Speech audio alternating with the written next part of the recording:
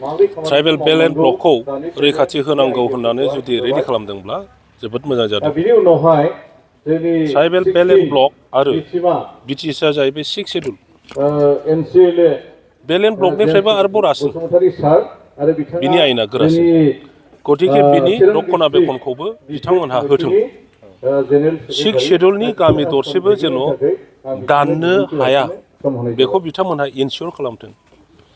बे 6 शेड्युलनि हायाव आयेनगत भाबै नङाब्ला खुनु धरननि इलिगेल खामानि जाया हानि सायाव बेखौ बिथांमोनहा इनसियर खालामथों।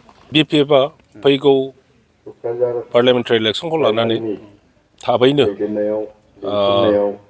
CWC मिटिं खालायगोन आरो बेवहायनो माखासे खोथा रायलायगोन जेरावहाय फाइनाल नङाब्लाबो मोनसे इंगित होनाय जागोन रायजो राजानो केन्डिडेटआ सोर जागोन आरो बेखौनो प्रजेक्ट खालामनानै फैगौ पार्लियामेन्ट इलेक्सननि थाखाय बिपिएफआ गामि गामि हाबगोन।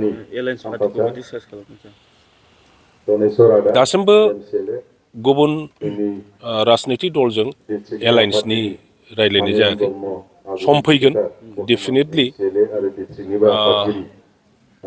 जोंजों गोरोबनाय इडिअल'जि आरो पलिसि गोरोबनाय पार्टिफोरजों जोङो डेफिनेटलि एलायन्स खालामगोन। इउपिपिएल आरो बिपिएफ आं सानो दिनै इउपिपिएलआ जेरैबायदि बिकृत जाबाय, इउपिपिएलआ जेरैबायदि रायजो राजाफोरखौ थगायबाय, ठगबाज खालामबाय, बे इउपिपिएलजों जिखुनु पार्टिया जुदि थाङो बिनि महरखौबो बिदिसो नुगोन।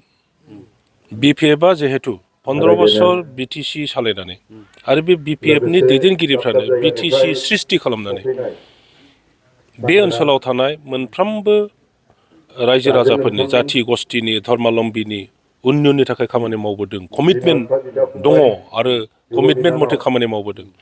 खना खनला ओनसोलाव इक'नमिक इनफ्रास्ट्राक्चार डेभेलपमेन्टनि कमिटमेन्ट दंमोन आरो मावबोदों। एफा मोजां खामानि मावग्रा बे पार्टिया थाबैनो बिना माबा मोनसे साबसिन क्लियार मोनसे लामा नुहुराब्ला इउपिपिएलजों थांनाया बिपिएफनि थाखाय दिनै दिनाव मोजां खामानि नङा। इलेक्सना जि खाथि फैगासिनो सारमोना जोङो इउपिपिएल दलजों जाया, रायजो राजाफोरखौसो जों बुजायगोन। बिथांमोननि जि सापर्टारफोर दङ बिथांमोनहा अट'मेटिकेलि इउपिपिएल गारनानै बिपिएफआव फैगोन। थारमाने बिपिएफआ माने बिराद मानसि जानो थांगासिनो, इउपिपिएलआ जिर' जानो थांगासिनो। माने फेरेंगाया नोंनि समस्यायाव इउपिपिएल माने बिपिएफआ जिर' जानो थांगासिनो होनना बुंदोंमोन। बेबायदि जामारगोन नामा? बिनि खोथाखौ आं आगोलावबो बुंखांबाय। इलेक्सन फैथोंसै, बिपिएफआ जिर' जायो ना इउपिपिएलआ जिर' जायो बेवहाय रायजो राजाफ्रा मालाय सिन्था खालामनानै दंखासै। बे सम फैब्लानो रायजो राजाफ्रानो देखायगोन। इउपिपिएलआबो देखायनो हाया, बिपिएफआबो देखायनो हाया। रायजो राजाफ्रासो बिनि सिद्धान्तखौ होगोन।